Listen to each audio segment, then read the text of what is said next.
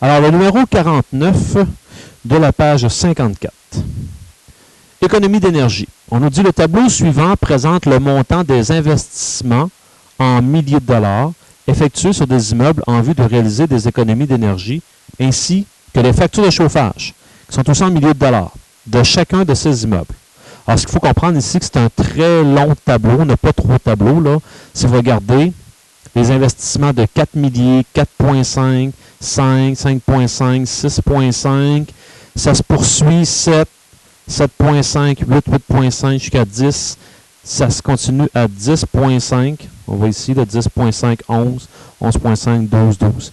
Donc, ce qu'il faut comprendre dans ce problème-là, théoriquement, plus on investit, OK, pour effectuer des changements au niveau du chauffage, normalement, moins ça devrait nous coûter cher en chauffage. Exemple, on pourrait investir au niveau de l'isolation, on pourrait investir pour avoir des systèmes de chauffage plus efficaces. Mais si on remarque, là, plus l'investissement augmente, de manière générale, on peut constater que les factures de chauffage diminuent. Parfait. Est-ce que mon tableau il est bien ordonné? J'observe, c'est toujours en fonction de la variable X. Donc ici, 4, 4,5, 5, 5,5. Si vous continuez à regarder comme ça, là, vous allez vous rendre compte que le tableau il est bien ordonné. Alors, la question ici, c'est détermine l'équation de la droite médiane, médiane. Médiane, médiane, faire 3 groupes à peu près du même nombre de données. Regardons ceci, j'ai fait le calcul, j'ai 30 données en tout et partout. Donc, ça va être facile de diviser 30 en 3 groupes. On va avoir 3 groupes de 10 données. Donc, 3 groupes de 10 données, on va le faire comme ceci. 3, 4, 5, 6, 7, 8, 9, 10. J'en ai 2 ici. 3, 4, 5, 6, 7, 8, 9, 10. Et finalement, 2, 4, 6, 8, 10. Donc, j'ai divisé ça en 3 groupes de 10 données. On se souvient que la méthode médiane-médiane a une petite particularité. Entre autres, une des particularités, il faut que par sous-groupe, par exemple, si je prends ceux qui sont en bleu, il faut que, autant que la variable X s'est ordonnée en ordre croissant, il faut que ce soit la même chose pour les Y. Or, ici, si on regarde ça, 9, 11, 13, 10.5, 13, c'est pas ordonné. Donc, on va les reprendre, puis on va les ordonner en ordre croissant. Donc, ici, 9. Le suivant, c'est 10. Suivi de 10.5. Suivi de 11. Suivi de 12. 12.5. 13, je l'ai 2 fois. 13.5 et il y a 14. Donc là, ce qu'on vient de faire pour le premier sous-groupe, j'ai repris le même nombre, je les ai laissés dans le même sous-groupe, mais je les ai ordonnés. Alors là, j'ai fait les autres pour vous. Donc, je vous donne les réponses que vous pouvez noter. 7, 7, 8, 9, 9, 11, 12, 12,5, 13 et 14. Et pour mon dernier groupe, on a 6,5, 7, 8, 8, 9, 9,5, 10, 10, 10,5 et 12. Parfait. Donc là, mes sous-groupes sont bien ordonnés, autant pour les X que pour les Y. Je vous rappelle que c'est particulier, mais c'est la méthode médiane-médiane qui m'exige ceci. Alors là, ce que j'ai fait, pour chaque sous-groupe, j'ai été chercher la médiane. Entre autres, mon premier groupe, il y a 10 données. Donc 10 données, 10 plus 1 qui fait 11, 11 divisé par 2 qui fait 5,5. Ce qui signifie que j'avais à prendre 1, 2, 3, 4, 5. 5,5 qui arrivait exactement entre les deux ici. Donc, ce qui me donnait 4,75. J'ai fait la moyenne des deux. Puis de la même manière, ici, entre 12 et 12,5, ça me donnait 12,25. Ça, c'était pour mon M1. J'ai fait la même chose pour M2 et pour M3. Donc, je vous donne les réponses. On obtient que M1, on vient de le calculer, c'était 4,75 et 12,25.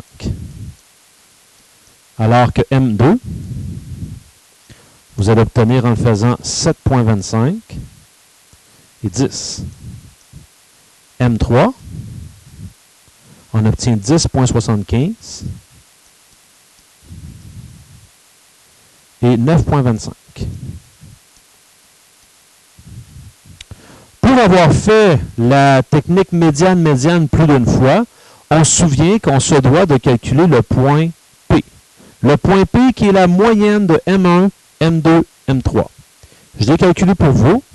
On obtient 7,58 et 10,5. Donc, je vais me servir de M1 et de M3 pour calculer la valeur de mon taux de variation. Y2 moins Y1 sur X2 moins X1. Alors, disons que j'ai ici X1, Y1 et ici X2, Y2. Ce qui va faire en sorte que je vais avoir 9,25 moins 12,25 sur 10,75 moins 4,75. Donc, j'obtiens un A qui est égal à moins 0,5. On conserve ceci, et ça signifie qu'à date, j'ai l'équation Y égale moins 0,5 fois X plus B. Je cherche la valeur de mon paramètre B. C'est lui ici que je cherche. Pour ça, c'est là que je vais me prendre mon point P. Donc, P, on avait trouvé 7,58, 10,5. On va les remplacer. Donc, 10,5 égale moins 0,5 fois 7,58 plus B. Ce qui donne moins 3,79 plus B. On fait attention lorsqu'on simplifie. Hein, c'est souvent une petite erreur, celle-là. On fait l'opération inverse. Donc, dans ce cas ici, c'est plus 3,79 plus 3,79. Ce qui nous donne 14,29 égale B. Donc, la règle que l'on cherchait de médiane-médiane, pour la suite des calculs, si je veux faire des prédictions, c'est Y égale moins 0,5X plus 14,29. Bon, ici, si vous regardez dans le corrigé, ça se peut que vous voyez une légère différence. Il faut comprendre qu'ici, on parle en milliers de dollars. Donc, j'avais voulu vraiment, mais vraiment être encore plus précis. Ici, j'aurais pu garder des nombres au millième, donc 3 chiffres après la virgule. Bon, ce n'est pas la fin du monde. C'est sûr qu'on n'arrivera pas exactement aux réponses, mais disons qu'on est souvent habitué à garder 2 chiffres après la virgule, donc on va poursuivre comme ceci. Donc, cette règle-là, ici, va me permettre d'effectuer des calculs pour la suite du problème. Alors, allons voir en B, c'est quoi la question. Donc là, l'espace du haut, c'était pour faire mes calculs. En B, on me demande d'estimer le montant de la facture de chauffage d'un immeuble sur lequel les investissements sont de 14 000 $. La première question que je vais me poser, qu'est-ce qui est X, qu'est-ce qui est Y là-dedans? Je vous dis, là, c'est souvent là que l'erreur se situe. Vous ne remplacez pas par les bonnes variables. Dans ce problème-là, X, c'était l'investissement, puis Y, c'était la facture de chauffage. Alors, retournons voir la question. Estime le montant de la facture. Ça veut dire qu'on va trouver Y, sur lequel les investissements sont de 14 000 $. X, là, ici, c'est mon 14 000. Mais attention, 14 000, dans le problème, c'est 14 milliers.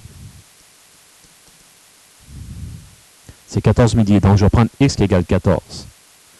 Je rappelle que c'était représenté de cette manière-là dans ma table de valeurs. On va reprendre l'équation. Y égale, j'ai moins 0,5 fois x, donc ici fois 14, plus 14,29. Ce qui me donne 7,29. On se rappelle que ça, ce sont des milliers. C'est le montant de la facture. Si je veux remettre ça en argent, je fais fois 1000, ce qui va me donner 7290 $ de facture. Encore une fois, je répète, on arrondit au centième, alors que dans le corrigé, on arrondit au millième, qui nous permet d'avoir encore plus de précision. Donc, mais ceci là, est acceptable comme réponse. Voilà pour ce numéro-là.